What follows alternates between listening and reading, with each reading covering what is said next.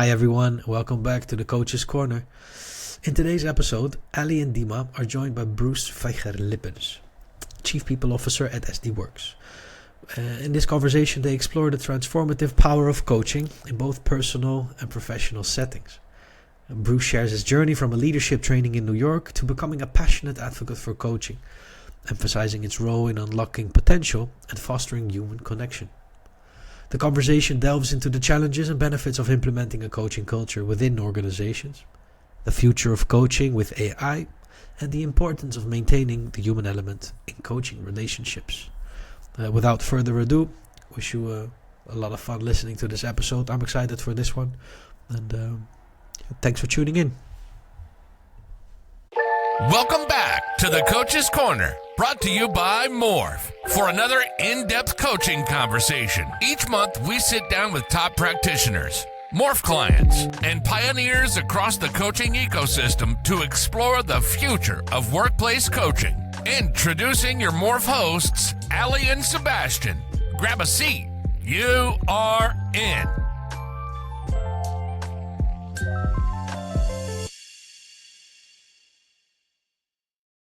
So, Bruce, tell me a little bit about yourself and your story so far. Yeah, so first of all, I'm a 41-year-old guy from Belgium. I have three lovely kids, a daughter of 11 years old, Emily Brooklyn. That was because we used to live in New York in the past, and a twin who are nearly 4 years old. I am passionate about unlocking the best potential of people.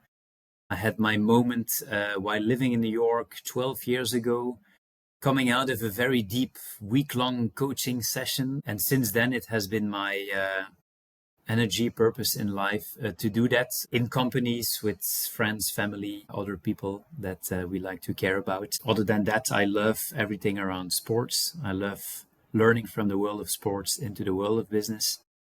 The concept of being a corporate athlete. Just trying to enjoy life and be grateful for the things we receive. Amazing. That's such a beautiful mentality and a way to look at life. I love that. And it sounds like your life is full with wonderful children and purpose. So that's always inspiring to hear. Why don't you tell us a little bit about the work that you do right now, Bruce? Yeah. Well, first of all, the work I do now at SD Works may not be that famous except if you watch female cycling, because we are sponsoring the biggest female cycling team in the world. But beside that, what we really do, if you think about, if there's one thing at the end of the month that you're watching your bank transactions about, and one thing you really want correct and on time is your salary. So that is what we do. We do 6 million of those each month, and we mostly do that in Europe in 25 countries. We are 10,000 employees at SD Works, and my job is to be the, what's in the name, Chief People Officer. So to make sure that there is a healthy and good balance for the people working at SD Works, where everybody feels joy, energy, and customer impact. That is something that drives me. I was an entrepreneur before. I had my startup. I was a consultant before. In the end of the day, really listening to what the customer wants and needs is something we tend to forget, but in the end is most important. I couldn't agree more. I'm very curious, what drew you into this type of work and to this type of people servanthood? How did you get there? Well, so I started being a 23-year-old at McKinsey, a consulting company. Didn't really know what to do. I stayed there for 8 years. I had a blast of good time. The luck of doing many different things, a bit being an entrepreneur and creating an own path and journey there. But the real moment I had was when I was in New York, 28 years old, and I had the luck and the chance to go into a centered leadership training. It was called a week-long, very introspective, deep training. And it was with CEOs, other clients. I was probably 15 years younger than most of everybody else. And I came out of the training and people asked me, "Oh, are you ready to be a CEO now in the future?" It's like, no. What I really want to do is a facilitator. How amazing is that those facilitators can really get the essence and the best potential out of somebody. And that's this really where my love for people, for HR, for coaching started.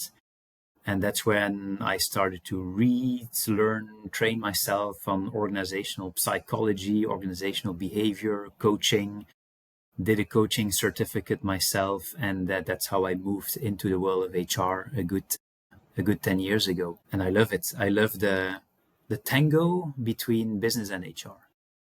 It takes two to tango, and it's not the one or the other. It's really both together. Well, this is a wonderful metaphor about the tango and the dance, how it's finally, I think, when it comes to this tango and the business part and the human part, make this dance, it then transforms into something more sophisticated, beautiful, and for the benefit of all. But I'm curious, as you were speaking about your experience, maybe into finally getting into the first touch of that tango, what was the transformation for you back then during this coaching experience that you had before? Yeah. Actually, it's interesting that it's the moment back then in the centered leadership training that really struck me is actually really understanding that a really good coach only really asks questions and gives inspiration, and then you have to take ownership. And if you want to then transform yourself and start a journey, the journey is endless. If I'm honest and think back to it, it's a moment that I remember, but the 7 years or the 6 years before when I started to work, we were lucky at McKinsey. We had a very strong people culture. You are coached day to day. Every day you receive feedback, and every day you can actually go to a more experienced senior person who is willing to take an hour, 2 hours, and just literally is there to help and coach you. You have to always be proactive and ask for it. And then you can receive so much valuable coaching of so many different perspectives, of so many different people with different backgrounds. And in each of the coachings, there's always something coming out that you can then decide to take or not to take. So I think it's a bit like planting a bamboo. It first needs a lot of years that it's growing under the soil. You actually don't see it. And then suddenly it comes out and it rapidly goes very fast up. I think I had a bit the same, like years of asking for coaching, taking the coachings, and then you have that moment and then it becomes visible and there's an accelerating effect to it. But I would say don't forget the 1% better every day. And so each moment of coaching I think you can have, you should just take it with both hands. I love your metaphors. You're really great at visualizing these things for us. So thank you, Bruce, for coloring our conversation this way. I'd like to shift a little bit more into how you're using coaching in a work setting. So maybe why don't we start with the challenges that maybe companies face or leadership might face and why coaching might be a good option for them? Yeah, I think there are two interesting components. One is either you're already in a company that has a coaching mindset, and then you need to leave it in a way pretty organic because people find each other, coachee find each other. It's something quite organic. It's not, and that's the best. Obviously, there are many companies where there is less of a pure coaching mindset. And there it is really helpful to facilitate, orchestrate it a little bit. I will give a few examples of how we do that at SD Works. Every year we have a group which we call Spark Joiners. It's actually a high potential program. People can apply. There are always more than 100 applications, and we select 30 of those who go into a 1-year journey. As part of that journey, we assign them a coach, we assign them a mentor, we assign them a buddy, and that's how you orchestrate it, and that's how coaching is really taken with the full hands. We do the same. In a way, 10 people in the XCOM. We are also coaching the level below, I would say, which is called the Spark Leaders. We all have cool names for all the groups of people. We take that serious. We take the time to coach people because it is so important to do. And at the same time, I always encourage people, please also find a coach externally for whatever it is and try to shift your mindset. Every person in the sports world, how good you are, they only became there with coaches and with different coaches that give you a different perspective. It is sometimes still seen a little bit like I have a coach, it's something negative. I can't do it myself alone, which is completely, of course, the opposite of what the thinking should be. And even more, I wanted just to briefly build up on that, maybe on this negative connotation that sometimes has a place, especially in the Belgium Belgian context, we can see that there is a lot of connection between coaching and outplacement coaching and coaching for the low performance. So sometimes it's on top of mind for the Belgian context that it's something like when it's something wrong, right? But I like your emphasis for how it could be definitely about high performance, about the developing the potential of future leaders and so on. And this is exactly what seems like where this coaching should be directed to this high potential, isn't it?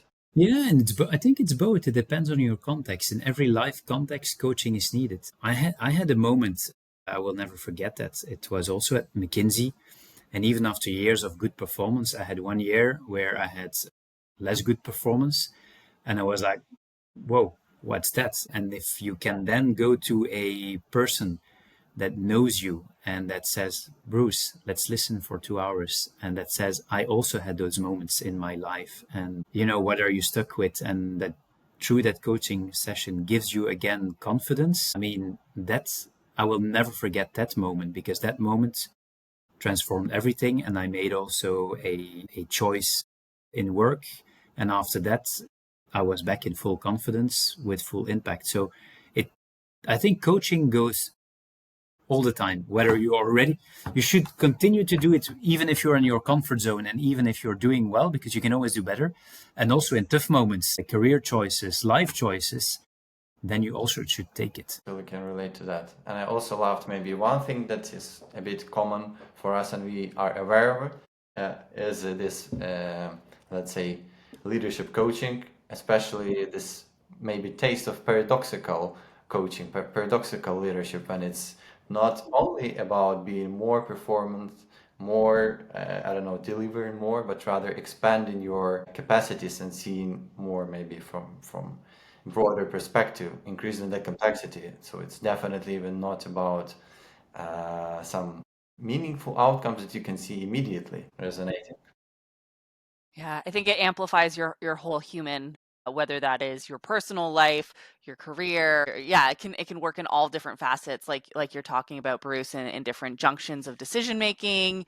But even in your home life, sometimes you could use a coach. If I had a personal coach all the time, I think I would be a much stronger, better human. Bruce, I'm curious, because we're talking about using coaching in a work setting. For the cynics at home, why is coaching maybe a better tool than some of the more traditional HR tools? Or maybe a better way to phrase that is, where do traditional HR tools fall short in comparison? In the end of the day, every opportunity or every issue is relationship wise. So we are living in a world of digital and AI, which can automate tasks we maybe don't want to do anymore, which should create actually more time to be human and have that human connection and relationship.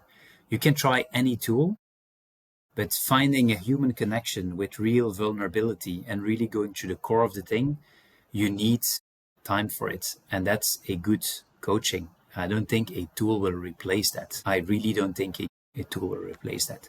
What does help, of course, is tools can help you what type of coaching questions to answer or to ask. And it can help you to first be a better coach and also be a better coachee, because it can help you as a better coach. What type of coaching questions can you ask? And as a coachee, how can you really deeply listen first? Because it's not easy. Yeah? Somebody tells you something, we go in preaching mode or we go in reaction mode. And if we do that, we can only do one thing at a time. So you need to really learn to fully listen, let it sink in before reacting, which is super tough. I still don't manage that at best, or it depends. When I'm really patient and I have time, you manage it.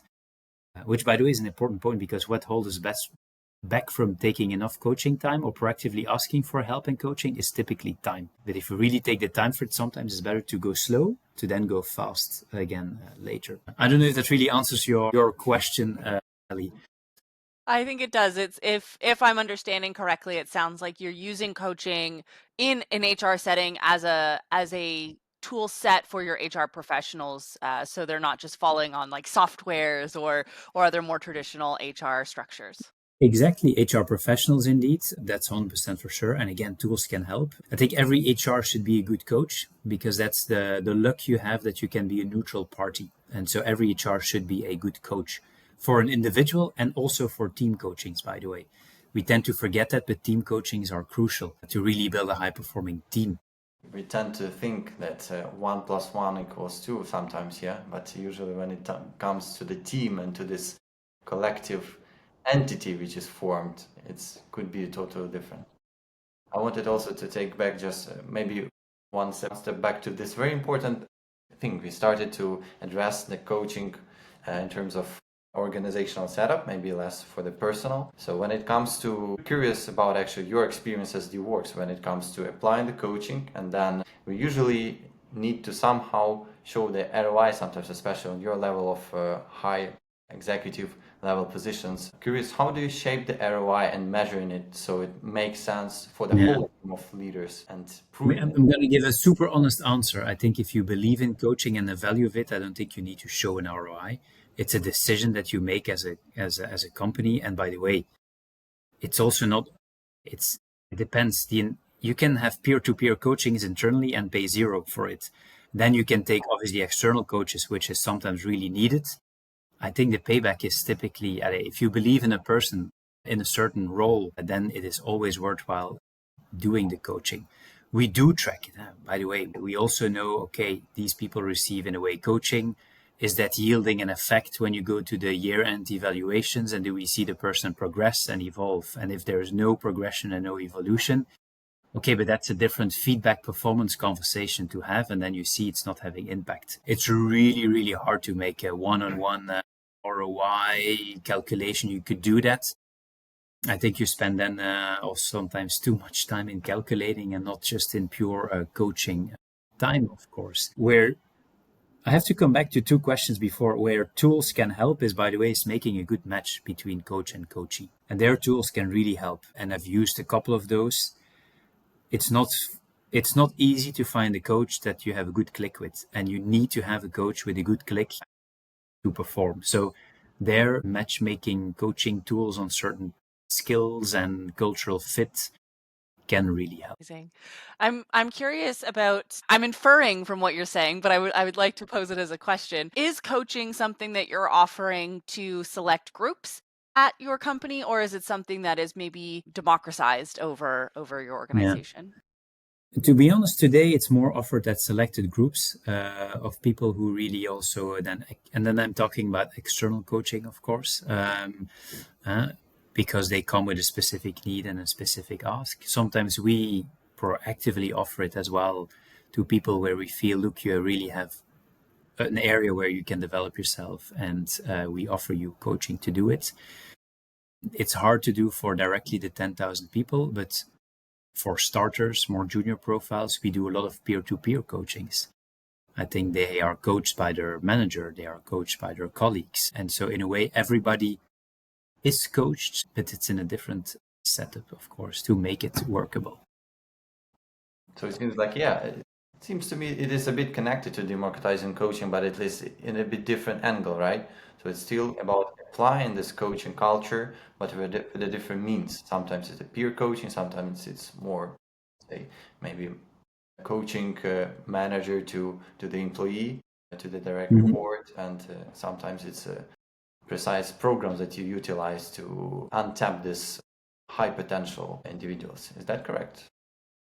Yeah. Well, then I'm wondering, for you, Bruce, what does the future of coaching look like? What are the challenges that you might see in the next 5 to 10 years, and how can we overcome those? I'm intrigued by people who say that use the chat GPTs and others of the world for coaching. It's really intriguing because you can actually ask open questions and you can receive coaching. I don't have an answer on it. I think it is at the same point quite scary because you miss that relationship aspect. And I'll tell you why. Because in the end of the day, if you have a good coachee relationship and moment, why do you have, first you have an insight, but what does it do with you as a person? There are hormones that you release in, you have your endorphins, oxytocin, the love hormones that come out for both the coach and the coachee, because the one has the healthy hormones because he or she gave coaching, and the other one has it because you receive good coaching. I'm intrigued if you can have that with in a way a digital agent or a digital bot. I do not have the answer. I think it is almost there are a lot of coaches that are just a bit of pseudo coaches as well, and it's a risky business because if you ask not the right questions, if you make statements instead of asking questions, you can actually push people to do things, and you can also manipulate. And so I find it quite dangerous. Not that I'm against it, like I'm open for innovation, open to test things out. But I think let's not forget also the purpose of coaching is to really unlock the best potential of somebody, of helping somebody, and that should never be jeopardized. So will the future of coaching evolve? It is, for sure. Has it evolved in the last year? Yes. There's been a lot of good startups that help democratize coaching and make the matching. There are others that were, I think, less good. There will be plenty of new ones as well. Let's see what it gives. It's bright to see innovation. It's fun to see innovation, but with a good eye of does it really help the people, society, and humanity, and the ethical elements of it, of course. Again, it's paradoxical. It's both together that will make the best coaching experiences for people. Let's see how the future of coaching evolves. So I have less of a strong vision on it. I'm very curious to test it out and to see where it will lead us. You're approaching it like a coach, asking questions about the future. That is nice. But indeed, it seems like this human component is so essential, right? You can build a lot of tooling about that. You can build the right questions, prompting, and everything. But when it comes to the human presence, and well, sometimes you can even say that maybe this component of consciousness that is important. Of course.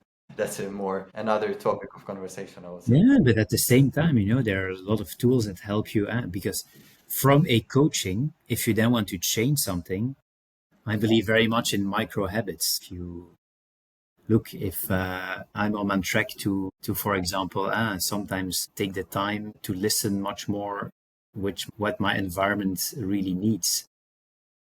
I need to build for myself daily habits that reminds me of doing so, because otherwise you can never change habits. And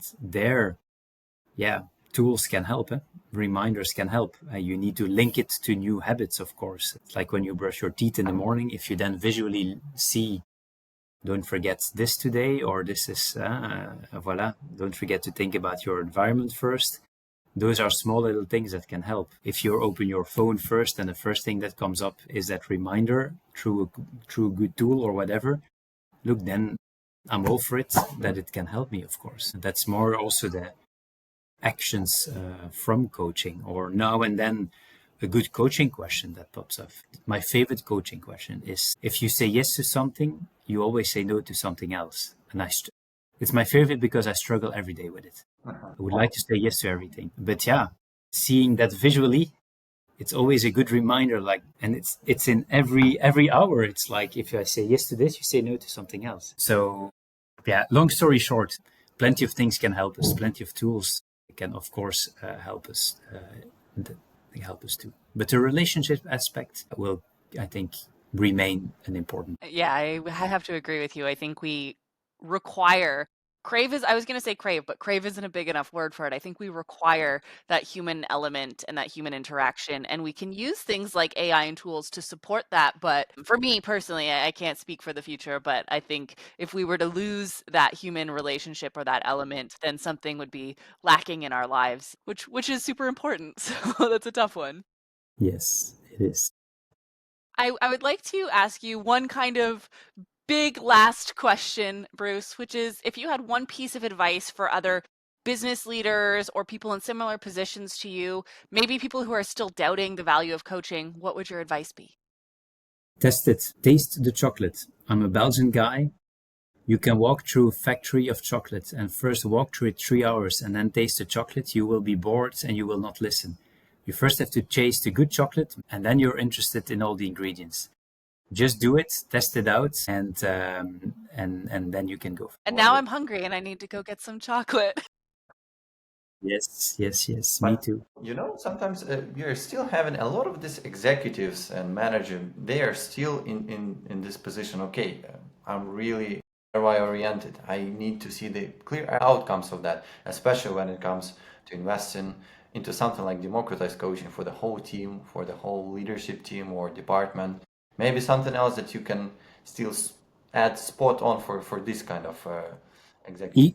Even I think for those leaders or those people, have to find a way to taste the chocolate first, and then once you're in addicted, and then maybe you do not need to really think directly about the ROI and everything. If you really believe in something, and that is one of your values, and it's one of the values you want to give to your people, to your company, to your organization, to your team, then it's something you are behind and you will do. Otherwise, if you only look at it from a mathematical formula, really good luck, to be honest. Good luck.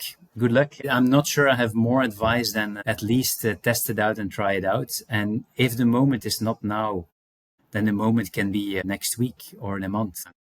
So whenever there is a moment, I would say take and grasp it. I totally agree, but I wanted just to clarify something very important, because actually, even from the mathematical perspective that you say and calculating the ROI, when we are actually comparing the coaching to other forms of retention strategies, for example, salary increase or equity or some, let's say, L&D perks, well, it depends on the perspective that you can take. If this is a very short-term perspective, of course, it's would be a bit hesitant to invest. But if you take it longer perspective, I don't know, a year or two, well, it's actually, you can clearly see that there's much more benefit in coaching rather than monetary incentives only, isn't it? I'm with you, Dima, because then you create a coaching culture, and you cannot copy culture and you stay for a culture. The pay needs to be, of course, basic and okay, and you will always have outliers that will leave for money. But I'm 100% with you, 100% with you. It's also the strategy we do at SD Works. It's a holistic, in a way, reward strategy, of which atmosphere, I call it the ABC, and the A stands for atmosphere. That's the most crucial part of everything. Hopefully, it's not always be closing. Sorry? This ABC abbreviation, usually it's bounds to the sales, always be closing. And I'm not you should be I'm very not a sales guy. I'm not a sales guy. careful here. That is nice. That is nice. What is your belief around democratizing the coaching overall? Do you think It's a great thing. will be available only with AI component, or is it? It's hard, huh? In a way, I think, first of all, if you are proactive as a person and you dare to ask for coaching, then democratizing will be automatic. Because if you ask for coaching, why would the counterparty say no to it? Maybe because the person will say, no, I have no time now, but maybe next week. So I think if you ask for it a couple of times, you will receive coaching, whether it's internal and external, and you will see the benefits. I believe very much in democratizing the coaching. It will bring us as human beings connected with each other much more, which I think we need. And if tools can help to do that, super. Amazing. Well, I think this has been a very exciting conversation. Before we sign off, Bruce, is there anything else you would like to share with the audience at home? It's always a good closing question that I also ask. And when people ask me the same question, I have to think twice. No, I liked it a lot. Yeah, thank you. Thank you so much Every for joining conversation us. is always a good one to structure the mind and the thoughts again. Yes. Maybe one last coaching question that you can impose to our audience overall. You may be very curious to reflect in their free time. I will say there is one book that I loved reading about coaching. It's called The Coaching Habit, and it talks about 7 coaching questions. That's a book everybody should read. It reads like a train. It's super simple, and it talks about 7 coaching questions that have a lot of impact, of which one is, if you say yes to something, you always say no to something else. And there are more questions in the book. I would read that. It's written by I think somebody in a Canadian guy. The Amazing. Coaching Habit. I'm a Canadian, so love supporting other I Canadians. didn't even know that. Voilà. Very serendipitous. Perfect. Well, thank you so much, Bruce. I really appreciate you taking the time to chat with us today and joining us on the Coach's Corner. With pleasure. Thanks for tuning in to another episode of the Coach's Corner, brought to you by Morph. If today's conversation sparked something for you, a question, an idea, or even a request, please don't hesitate to reach out. We'd love to keep the conversation going. Curious to learn more about our work? Head over to morphorg.be to explore more. Until next time, let's keep rethinking what coaching can be and morph into a better you.